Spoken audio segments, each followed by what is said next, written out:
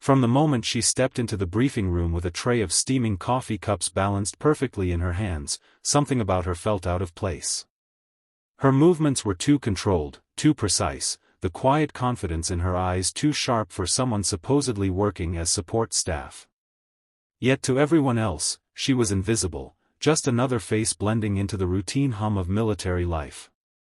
No one knew that beneath the plain uniform, behind the soft expression and lowered gaze, stood someone whose name had once echoed through the darkest corners of classified operations. And no one imagined that within the next few minutes, every person in that room would realize they had underestimated her in a way they would never forget.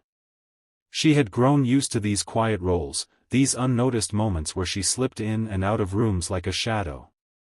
It wasn't the work that mattered, it was the purpose behind it. She had been reassigned after the last operation nearly cost her life and shattered her team. The people who made decisions above her rank had concluded she needed time away from the front lines, a place where she could heal far from the violence she had been trained to face. But rest did not come easily to someone who had spent years running missions that existed only in the unspoken lines of classified reports. She carried memories she never spoke of, ghosts of teammates she couldn't save, and a profound exhaustion that clung to her like a second skin. The Navy base where she now worked was located far from the conflict zones she was used to. The air smelled of salt and diesel, and at night, when the docks fell silent, she would sit alone and watch the lights dance across the black surface of the ocean. She tried to convince herself that this was where she belonged now, that she had earned a quiet life after everything she had sacrificed. But deep down, she felt out of place. She had been built for storms, not silence.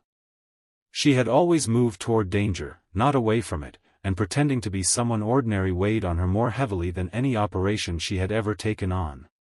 Her presence in the briefing room that morning was simple routine. Drop the coffee. Leave without a sound. Fade into the background.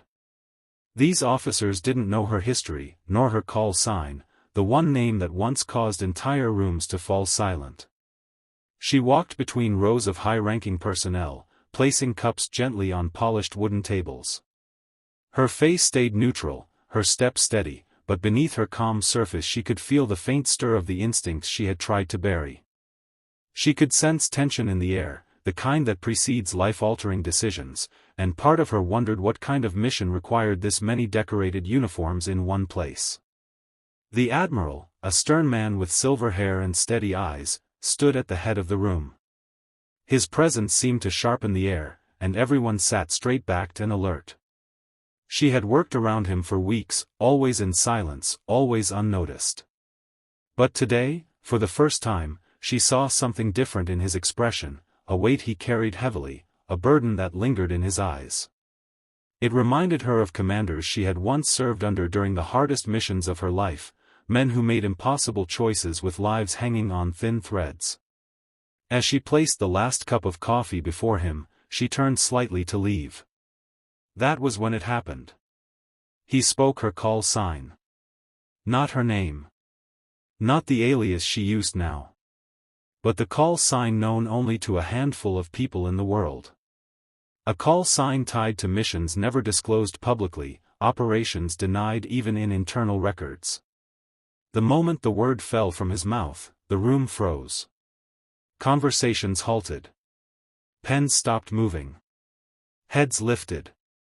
Every set of eyes locked on her. In an instant, the quiet, unremarkable woman they had never given a second thought became someone else entirely. Her heart stilled for a moment, the sound of her call sign slicing through her carefully built disguise. She could feel the shift in the room, the shock, the confusion, the realization. Some of the officers stood, others were whispering to each other, and she felt the old version of herself rising from the depths where she had tried desperately to bury it. There was no going back now. Whatever anonymity she had found in this quiet job, whatever attempt she had made to turn away from the world she once lived in, had just been shattered. The Admiral's voice softened when he asked her to stay.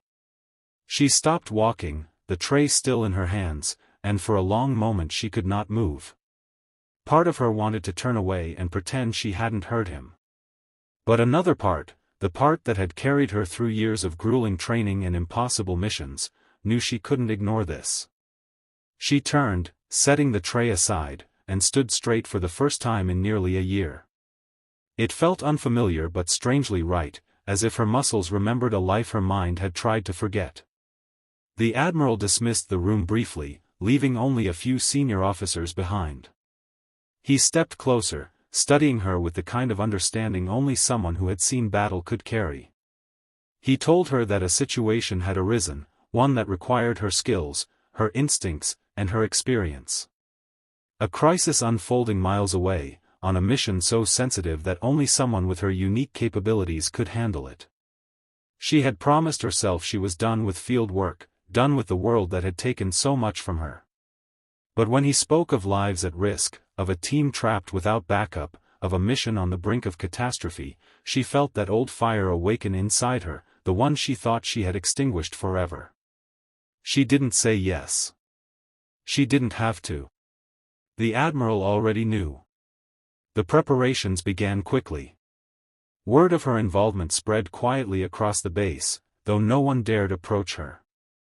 She moved with renewed purpose, retrieving equipment she had locked away long ago, slipping back into a role she had once worn like a second skin.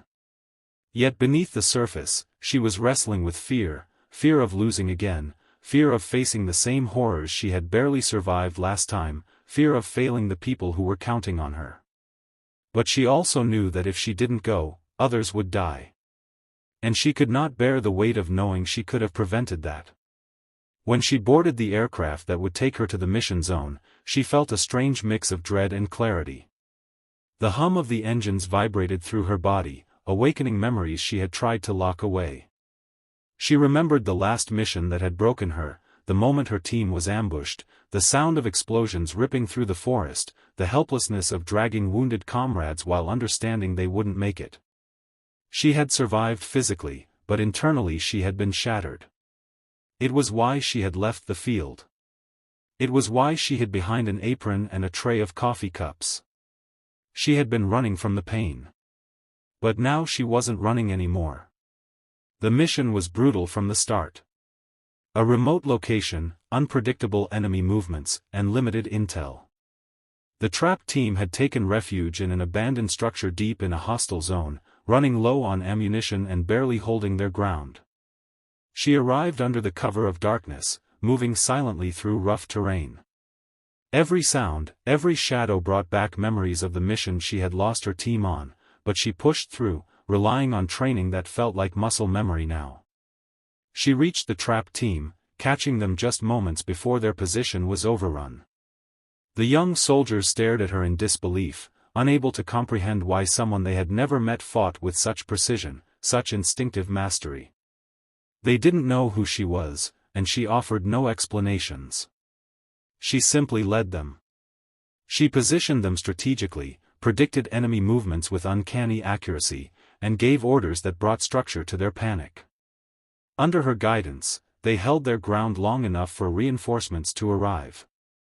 She was the steady force that kept fear from consuming them, and by dawn, they were alive because of her. But the mission didn't end there.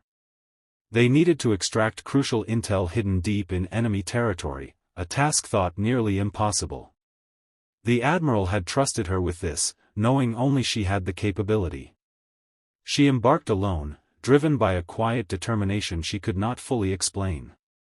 The path was treacherous, her body pushed beyond its limits, her mind battling echoes of trauma. Yet she pressed on, fueled by a resolve that came not from duty, but from something deeper, something she had forgotten she possessed, a belief that she still had value, that she still had a purpose. When she returned with the intel, exhausted and barely conscious, the entire base erupted with relief. She had accomplished what no one else could. The Admiral met her as she stepped off the aircraft, his expression a mixture of pride and gratitude. For the first time in what felt like years, she felt something inside her lift, as if the heavy weight she had carried for so long had loosened just enough for her to breathe again. Over the next days, the officers who once overlooked her now spoke her name with respect. The young soldiers she had saved looked at her with admiration. But she didn't crave recognition. What mattered to her was the quiet